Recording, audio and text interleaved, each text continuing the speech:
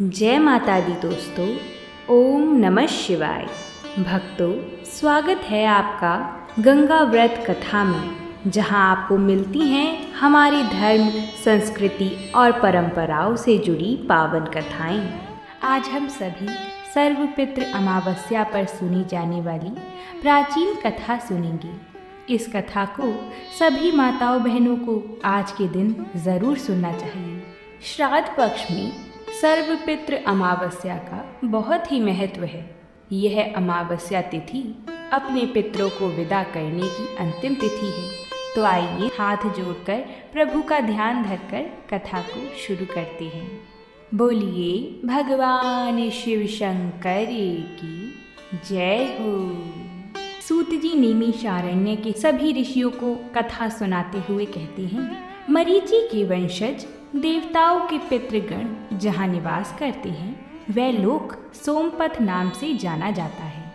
देवता लोग उन पितरों का ध्यान किया करते हैं। वह यज्ञ परायण पितृगण अग्निश्वात नाम से प्रसिद्ध हैं। जहाँ वह रहते हैं वहीं अछोदा नाम की एक नदी प्रवाहित होती है, जो उन्हीं पितरों की मानसी कन्या है। प्राचीन काल में पितरों ने वहीं एक अछोद नाम के सरोवर का भी निर्माण किया था। पुराने समय में अछोदा ने 1 सहस्त्र दिव्य वर्षों तक घोर तपस्या की थी। उसकी तपस्या से संतुष्ट होकर सभी पितृगण अछोदा को वरदान देने के लिए अश्विन अमावस्या के दिन उपस्थित हुए। वह सब के सब पितृ दिव्य रूपधारी थे। उनके शरीर दिव्य सुगंध का अनुलेप लगा हुआ था और गले में दिव्य पुष्पमाला लटक रही थी। वे सभी नवयुवक, बल संपन्न और कामदेव के जैसे ही सौंदर्यशाली थे। उन्होंने अशोदा से कहा कि हे पुत्री, हम सभी तुम्हारी तपस्या से अति प्रसन्न हैं, इसलिए जो चाहो अपने लिए वर मांग लो। लेकिन अशोदा ने अपने पितरों की तरफ ध्यान नहीं दिया। उन पितरों में अमावसु नामक पितृ को देखकर अपने वर की अभिलाषा वाली मानसी कन्या अछोदा उनके रूप सौंदर्य पे मोहित हो गई। अछोदा उत्साहित हो उठी और वह अति तेजस्वी पितृ अमावसु को अपनी एकटक नज़र से निहारती रही। पितरों के बार बार कहने पर उसने कहा, हे भगवान, क्या आप मुझे सचमुच वरदान देना चाहती हैं? तो इस पर तेजस्वी पितृ अमावसु ने कहा, हे अशोदा, वरदान पर तुम्हारा अधिकार सिद्ध है, इसलिए निसंकोच होकर हमसे कहो। अशोदा ने कहा, भगवान, यदि आप मुझे वरदान देना ही चाहते हैं तो मैं तत्क्षण आपके साथ रहना चाहती हूँ। और उनके साथ रहने की याचना करने लगी। इस मानसिक कदाचार के कारण सुंदरी अछोदा अपने योग और तपस्या से भ्रष्ट हो गई। अशोदा के इस तरह कहे जाने पर सभी पितृ क्रोधित हो गए। उन्होंने अशोदा को श्राप दिया कि वह पितृलोक से पतित होकर पृथ्वी लोक पर जाएगी। पितरों के इस तरह श्राप दिए जाने पर अशोदा पितरों के पैरों में गिरकर रोने लगी। इस पर सभी पितरों को उस पर दया आ गई। तब रोती हुई उस तपस्विनी को सभी पितरों ने सांत्वना दी। वे महाभाग पितृगण अछोदा से मंगल से परिपूर्ण वाणी से बोलते हैं। वरवर्णी बुद्धिमान लोग स्वर्ग लोक के दिव्य शरीर द्वारा जो कुछ शुभ अशुभ कर्म करते हैं, वे उसी शरीर से उन कर्मों के फल का उपभोग करते हैं। क्योंकि देव योनि में कर्म तुरंत फलदायक हो जाते हैं, उसके विपरीत मानव योनि में मृत्यु के बाद यानी जन्मांतर में कर्म फल भोगना पड़ता है। इसलिए पुत्री, तुम मृत्यु के पश्चात जन्मांतर में अपनी तपस्या का पूर्ण फल प्राप्त करोगी। उन्होंने कहा कि अशोदा, तुम पतित योनि में श्राप मिलने के कारण मत्स्य कन्या के रूप में जन्म लोगी। पितरों ने आगे कहा, ब्रह्मा जी के वंशज महर्षि पराशर तुम्हें पति के रूप में प्राप्त होंगे। तुम्हारे गर्भ से भगवान व्यास जन्म लेंगे। उसके उपरांत भी अन्य दिव्य वंशों में जन्म लेते हुए तुम श्राप मुक्त होकर पुनः पितृलोक में वापस आ जाओगी। इस प्रकार मनुष्य लोक में सत्यवती और पितृलोक में आयु और आरोग्य प्रदान करने वाली तथा नित्य संपूर्ण मनोवांछित फलों की प्रदात्री अष्टका नाम से तुम्हारी ख्याति होगी। कालांतर में तुम मनुष्य लोक में नदियों में श्रेष्ठ पुण्यशीला अछोदा नाम से नदी रूप में जन्म धारण करोगी। ऐसा कहकर पितरों का वह समुदाय वही अंतर्ध्यान हो गया और अछोदा को अपने उन समस्त कर्म फलों की प्राप्ति हुई जो पहले कहे जा चुके हैं। अमावसु के ब्रह्मचर्य और धैर्य की सभी पितरों ने सराहना की और वरदान दिया कि यह अमावस्या की तिथि अमावसु के नाम से जानी जाएगी। इसी कारण यह तिथि पितरों को परम प्रिय है। इस तिथि में किया हुआ श्राद्ध आदि कार्य अक्षय फलदायक होता है। जो प्राणी किसी भी दिन श्राद्ध ना कर पाया हो तो वह केवल अमावस्या के दिन श्राद्ध तर्पण करके सभी बीते 14 दिनों का पुण्य प्राप्त करते हुए अपने पितरों को तृप्त कर सकते हैं। तभी से प्रत्येक माह की अमावस्या तिथि को सबसे ज़्यादा महत्व दिया जाता है और यह तिथि सर्वपितृ श्राद्ध के रूप में भी मनाई जाती है। बोलिए भगवान श्री हरि की जय हो। तो माताओं बहनों, यह श्राद्ध पक्ष में सर्वपितृ अमावस्या का महत्व था। अब आइए अब कथा को सुनेंगे। आगे बढ़ने से पहले अगर आप सभी ने यहाँ तक कथा को सुना है तो वीडियो को लाइक ज़रूर कर दें, क्योंकि आपके एक लाइक करने से यह कथा और 5 माताओं बहनों को भेजी जाती है। आपके लाइक करने से यह कथा और भी लोग सुन पाएंगे। आपने कर दिया लाइक, चलिए आगे बढ़ते हैं। माताओं बहनों, एक समय की बात है, पक्षी राज गरुड़ अपने मन में जिज्ञासा लिए भगवान श्री कृष्ण के पास आते हैं और उन्हें प्रणाम करते हुए कहते हैं कि हे प्रभु, पितृपक्ष में पितरों की पूजा करने से कौन सा फल मिलता है? पितृपक्ष के दौरान पितरों की शांति के लिए कौन से उपाय करने चाहिए? भगवान श्री कृष्ण कहते हैं, हे गरुड़ देव, तुमने आज उत्तम प्रश्न किया है।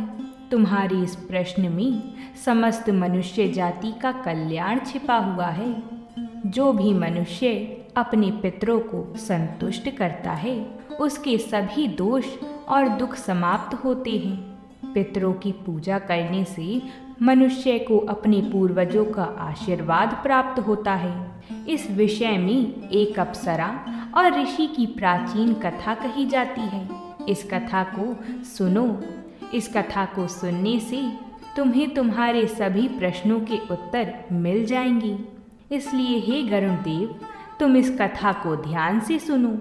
इस कथा को जो भी सुनता है उसके समस्त प्रकार के पितृदोष नाश होते हैं। उसके ऊपर पितरों की कृपा सदैव बनी रहती है। गरुड़ जी कहते हैं, हे प्रभु, आपके मुख से इस कथा को सुनने के लिए मैं उत्सुक हूँ। कृपया आप मुझे वह कथा सुनाइए। मैं इस कथा का प्रचार अवश्य करूँगा। फिर भगवान श्री कृष्ण गरुड़ जी को पितृपक्ष की कथा सुनाने लगते हैं। बोलते हैं, हे गरुड़, प्राचीन काल की बात है। रुचि नामक एक राजा था जो संसार के मोह माया को छोड़कर निर्भय होकर ब्रह्मचर्या का पालन करते हुए निरंकार भाव से पृथ्वी पर विचरण कर रहे थे। उन्होंने संसार की सभी खुशियों और भोगों का त्याग कर दिया था। उन्होंने घर में रहना भी छोड़ दिया था। वह एक ही बार भोजन करते थे और वन में भटकते रहते थे। उन्हें ऐसा वैराग्य धारण किया हुआ देखकर उनके समस्त पितृगण अत्यंत दुखी हो गए। अपने वंशज को इस प्रकार से वंश को नष्ट करता हुआ देखकर उन्हें बहुत भय लगने लगा। उन्होंने सोचा कि वह स्वयं चलकर अपने वंशज से मिलेंगे और उन्हें वैराग्य का त्याग करने के लिए कहेंगे। फिर एक दिन जब ऋषि रुचि ध्यान मग्न होकर तपस्या कर रहे थे, उसी समय उनके समस्त पितृगण उसी स्थान पर प्रकट हुए जब ऋषि रुचि ने अपनी आंखें खोलीं तो उन्होंने 4 दिव्य आत्माओं को अपने सामने खड़ा देखा। उन्हें देखकर वे आश्चर्यचकित हो गई और उन्हें प्रणाम करते हुए कहने लगी कि हे महान आत्माओं, आप कौन हैं और किस कारण से आप मुझे दर्शन देने के लिए पधारे हैं? वह सभी दिव्य आत्माएं कहने लगीं, हम तुम्हारे पूर्वज हैं और हम तुम्हारे इस वैराग्यपूर्ण आचरण से अत्यंत दुखी हैं, इसलिए तुमसे मिलने के लिए आए हैं।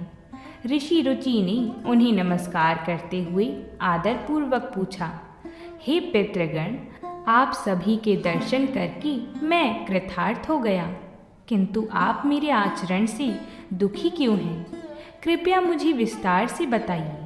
मुझसे ऐसी कौन सी भूल हो गई है जिससे मेरे पूर्वज मुझसे असंतुष्ट और दुखी हैं? तब वे सभी पितृगण कहने लगे, हे वत्स, तुमने किस कारण से विवाह नहीं किया? विवाह स्वर्ग और मोक्ष प्राप्ति का उत्तम मार्ग है। गृहस्थ आश्रम के बिना मनुष्य को साक्षात बंधन होता है। गृहस्थ में रहकर मनुष्य देवताओं, पितरों और ऋषियों और याचकों की पूजा करके उत्तम लोकों को प्राप्त करता है।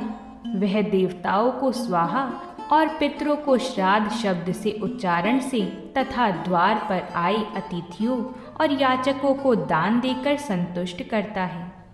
विवाह ना करके, संतान को उत्पन्न ना करके तुम देव ऋण और पितृजनों के ऋण से मुक्ति नहीं पा सकोगे। संसार में रहने वाले मनुष्य, ऋषि और अन्य प्राणियों के लिए भी तुम प्रतिदिन ऋणी ही हो रहे हो। संतान की उत्पत्ति के बिना तुम स्वर्ग को कैसे प्राप्त कर सकोगे? देव पूजा, पितृ तर्पण किए बगैर तुम्हें स्वर्ग की प्राप्ति नहीं होगी। सभी पितृ कहते हैं कि हे पुत्र, यदि तुमने विवाह नहीं किया तो यह अन्याय केवल तुम्हें कष्ट ही देगा। ऐसा करने के बाद तुम्हें नर्क की प्राप्ति ही होगी और अगले जन्म में भी कष्ट भोगोगे। फिर ऋषि रुचि ने अपने पितरों से कहा कि हे पितृगण, जीवन में विवाह करना अत्यंत दुखदायक है। इससे पाप का संग्रह होता है और अंतकाल में यह अधोगति प्रदान करता है। इसी विचार से मैंने स्त्री के साथ विवाह नहीं किया है। स्त्री संग परिग्रह करने से मुक्ति नहीं मिलती। जो व्यक्ति अविवाहित रहकर प्रतिदिन विद्या ग्रहण करता है और ज्ञान के अमृत से अपनी आत्मा को निर्मल करता है, वह मेरे लिए श्रेष्ठ है। विद्वानों ने अनेक प्रकार के सांसारिक कर्मों का वर्णन किया है, इसलिए मनुष्य को अपने इंद्रियों पर संयम रखकर तत्व ज्ञान के जल से आत्मा को शुद्ध करना चाहिए। फिर पितरों ने कहा, इंद्रियों को वश में रखकर ज्ञान के द्वारा आत्मा को निर्मल करना चाहिए। तुम्हारा यह कथन उचित ही है, किंतु यह कल्याण का मार्ग नहीं है जिस पर तुम चल रही हो।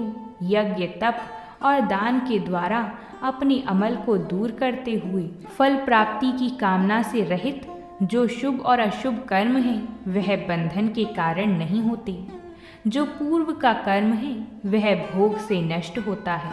पूर्व जन्म का जो पुण्य कर्म है वह सुख दुख को भोगने से निरंतर नष्ट होता रहता है। फिर ऋषि रुचि ने कहा, हे पितामह, वेदों में कर्म मार्ग के प्रतिपादक द्वारा विद्या और माया की पुष्टि की गई है, इसलिए आप मुझे विवाह करने के लिए क्यों प्रेरित कर रही हैं? विवाह करके मेरा अनिष्ट ही हो जाएगा। पितरों ने कहा, कर्म द्वारा जो कुछ भी किया जाता है वह विद्या है, यह सत्य है, किंतु विद्या प्राप्त करना भी एक प्रकार का कर्म है। शास्त्रों में जो बेहद कम है, सज्जन पुरुष उनका उल्लंघन नहीं करते, उन्हें उसी से मोक्ष की प्राप्ति होती है। शास्त्रों में पुरुष को विवाह करने की आज्ञा दी गई है। विवाह ना करने पर पुरुष को मुक्ति नहीं मिलती है। संतान के बिना उसे मोक्ष नहीं मिलता है। संतान के द्वारा किए गए श्राद्ध कर्म से ही उसे मोक्ष मिलता है। इसलिए ही पुत्र, तुम विधि पूर्वक विवाह करो। विवाह ना करने से तुम्हारे सभी कर्म भी नष्ट हो जाएंगे। और तुम विफलताओं को ही प्राप्त करोगे। यदि हमारा वंश नष्ट हो जाएगा तो हमारी आत्माएं अतृप्त ही रहेंगी। विवाह करके संतान उत्पन्न करके ही तुम अपने पितरों को संतुष्ट कर सकते हो। भगवान श्री कृष्ण कहते हैं, हे गरुण, इस प्रकार से अपने पितरों के वचन सुनकर ऋषि रुचि को बड़ी ग्लानि हुई। उन्होंने विवाह करने का निश्चय किया। फिर ऋषि रुचि ने अपने पितरों से कहा, हे पितृगण, अब तो मैं बूढ़ा हो गया हूँ, कौन मुझे अपनी कन्या प्रदान करेगा?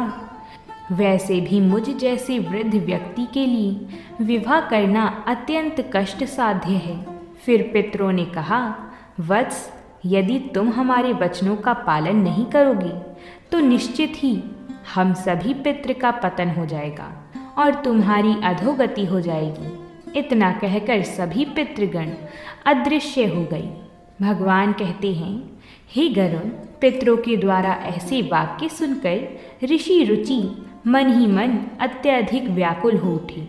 अपने पितरों की मुक्ति के लिए विवाह करने का विचार करते हुए वह कन्या की खोज में पृथ्वी लोक पर विचरण करने लगी, किंतु उन्हें कहीं भी कन्या की प्राप्ति नहीं हो सकी।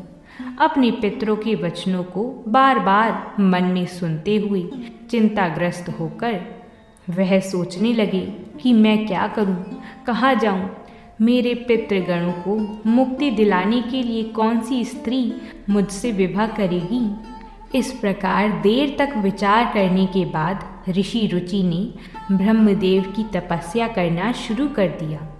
ऋषि रुचि ने 100 वर्षों तक एक वन में घोर तपस्या की।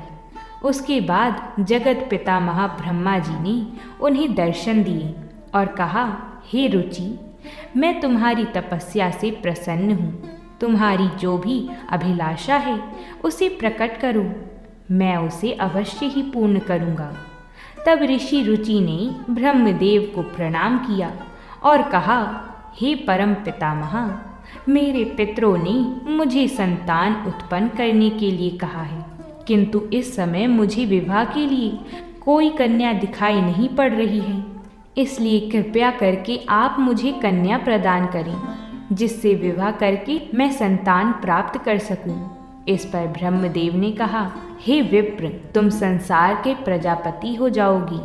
तुम्हारे द्वारा प्रजा की सृष्टि होगी। तुम्हारे पितरों ने उचित ही कहा है कि तुम्हें स्त्री से विवाह करना चाहिए। इस अभिलाषा को मन में रखते हुए तुम्हें पितरों की पूजा करनी चाहिए। वह प्रसन्न होकर तुम्हारी इस कामना को पूर्ण करेंगी और तुम्हें उत्तम स्त्री की प्राप्ति होगी। इस प्रकार कहकर ब्रह्मा जी अंतर्ध्यान हो गई। ब्रह्मा जी के वचन सुनकर ऋषि रुचि ने पुनः अपने पितरों को प्रसन्न करने का निश्चय किया।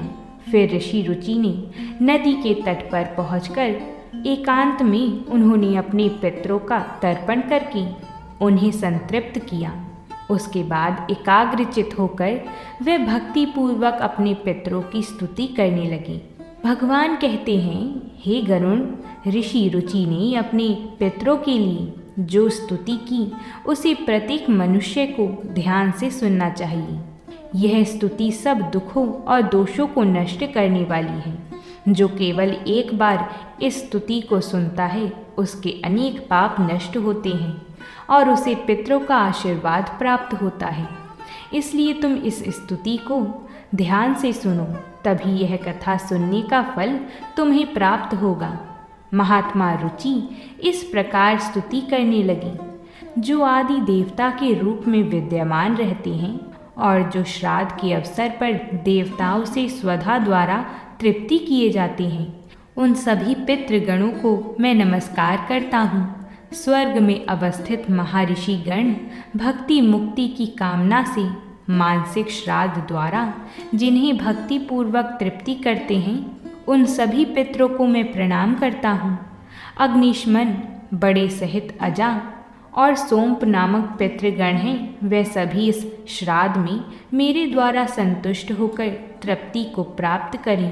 अग्निसाक पितृ मेरी पूर्व दिशा की रक्षा करें। बरिशद नामक पितृगण सर्वदा मेरी दक्षिण दिशा की रक्षा करें। आग पितृजन पश्चिम दिशा की और सोम पितृगण उत्तर दिशा की रक्षा करें। यह समस्त पितृजन राक्षस, भूत, पिशाच और असुर गणों के कारण उत्पन्न दोष से नित्य सब प्रकार से हमारी रक्षा करें। पितरों के 31 गण होते हैं जिनसे यह संपूर्ण जगत पर व्याप्त है। यह सभी पितृजन इस श्राद्ध में मेरे द्वारा संतुष्ट हों। इस प्रकार ऋषि रुचि द्वारा स्तुति करने पर पितृगण अत्यंत प्रसन्न हो गई और इस समय एक दिव्य तेज उत्पन्न हुआ जो आकाश मंडल में चारों ओर व्याप्त हुआ। उस तेज को देखकर ऋषि रुचि अपने घुटने पर बैठ गई और फिर से पितरों की स्तुति करने लगी। ऋषि रुचि की स्तुति सुनकर पितृगण अत्यंत प्रसन्न हुए और वह उनके सामने प्रकट हुए। ऋषि रुचि ने पुष्पों से उन्हें निवेदन किया था। वह सभी पितृगण उन्हीं को धारण करके उनके सामने प्रकट हुए। ऋषि रुचि ने भक्तिपूर्वक हाथ जोड़कर अपने पितरों को प्रणाम किया और निवेदन किया। प्रसन्न होकर पितरों ने कहा, पुत्र, तुम्हारी यह स्तुति से हम अत्यंत प्रसन्न हैं, इसलिए अब तुम्हारी जो भी कामना हो वो निसंकोच हमसे कहो। ऐसा सुनकर ऋषि रुचि ने सर को झुकाकर पितरों से कहा, हे पितृदेव, ब्रह्मदेव ने सृष्टि की रक्षा करने के लिए मुझे प्रजापति बनाया है, इसलिए मैं आपसे संतान उत्पन्न करने में समर्थ, गुणवान, चरित्रवान पत्नी की कामना करता हूँ। फिर पितरों ने कहा, इसी स्थान पर अभी इसी क्षण तुम्हें उत्तम पत्नी की प्राप्ति होगी और उसी से तुम्हें पुत्र होगा। ऋषि रुचि का पुत्र बुद्धिमान और बलशाली होकर तीनों लोकों में ख्याति प्राप्त करेगा।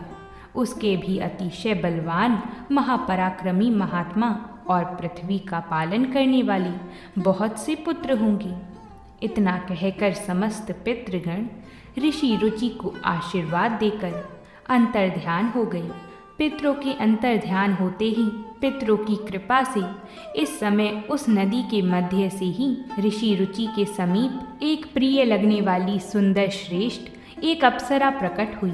उस अप्सरा ने मधुर वाणी में महात्मा रुचि से कहा, हे वरुण के पुत्र, महर्षि पुष्कर द्वारा मेरी एक अतिशय सुंदर कन्या उत्पन्न हुई है। मैं उस सुंदर रूप वाली कन्या को भार्या के रूप में आपको प्रदान करती हूँ। आप इससे विवाह करें। इस कन्या से आपको अभिषेक बुद्धिमान मनु नाम का पुत्र होगा। फिर प्रजापति रुचि ने उस अप्सरा कन्या से विवाह किया। भगवान कहते हैं, गरुण देव, इस प्रकार से ऋषि रुचि ने अपने पितरों को प्रसन्न करके विवाह के लिए कन्या प्राप्त की और अपने वंश को आगे बढ़ाया। कथा के अंत में भगवान श्री कृष्ण ने गरुण जी को पितरों की प्रसन्नता के लिए अनेक उपाय विस्तार से बताए। यह उपाय मनुष्य के जीवन में पितृदोष को समाप्त करने और पितरों की कृपा प्राप्त करने के लिए अत्यंत आवश्यक मानी जाती है। भगवान गरुण जी से कहते हैं कि पितरों की प्रसन्नता के लिए कुछ विशेष अनुष्ठान जैसे तर्पण और धार्मिक कार्यों का पालन करना आवश्यक होता है। पीपल का वृक्ष पितृगणों का निवास स्थान माना जाता है और तुलसी जी का पौधा देवी लक्ष्मी का प्रतीक माना जाता है। श्राद्ध के दिन पीपल और तुलसी जी की पूजा करके पितरों को तृप्त किया जाता है। पीपल के वृक्ष के नीचे दीप जलाने से पितृगण प्रसन्न होते हैं और परिवार को सुख समृद्धि का आशीर्वाद देते हैं। भगवान श्री कृष्ण ने गरुण जी को बताया कि जो व्यक्ति पितृदोष से पीड़ित होता है उसे गया जी या अन्य पवित्र तीर्थ स्थलों पर जाकर पिंडदान करना चाहिए। गया जी में पिंडदान करने से पितृ संतुष्ट होकर मोक्ष प्राप्त करते हैं और वंशजों को आशीर्वाद देते हैं। पिंडदान के समय काले तिल, कुश और चावल का उपयोग करके पितरों को अर्पण करना चाहिए। यह प्रक्रिया पितरों को तृप्त करती है और उनकी आत्मा को शांति प्रदान करती है। सर्वपितृ अमावस्या के दिन गंगा जी में स्नान करके पितरों के लिए जल का अर्पण करना अत्यंत शुभ माना गया है। गंगा जल पितरों की तृप्ति के लिए सर्वोत्तम होता है, जिससे पितृदोष समाप्त होते हैं। गंगा जी में स्नान करने से व्यक्ति के पाप धुल जाते हैं और पितरों की आत्मा को शांति मिलती है। बोलिए भगवान श्री कृष्ण की जय हो। तो माताओं बहनों, इस प्रकार हमारी यह सर्वपितृ अमावस्या की कथा पूरी होती है। मैं आशा करती हूँ कि आप सभी को यह कथा पसंद आई होगी। आप वीडियो को लाइक कर सकते हैं और आप हमें कमेंट करके बता सकते हैं कि आप सभी को हमारी कथाएं कैसी लगती हैं। और अगर आप हमारे चैनल पर नए आए हैं तो हमारे चैनल को ज़रूर सब्सक्राइब कर लें। हम आप सभी के लिए ऐसी ही कथाएं लाते रहते हैं। अब हम आपसे कल मिलेंगे एक नई कथा के साथ। तब तक के लिए प्रेम से बोलिए जय माता दी।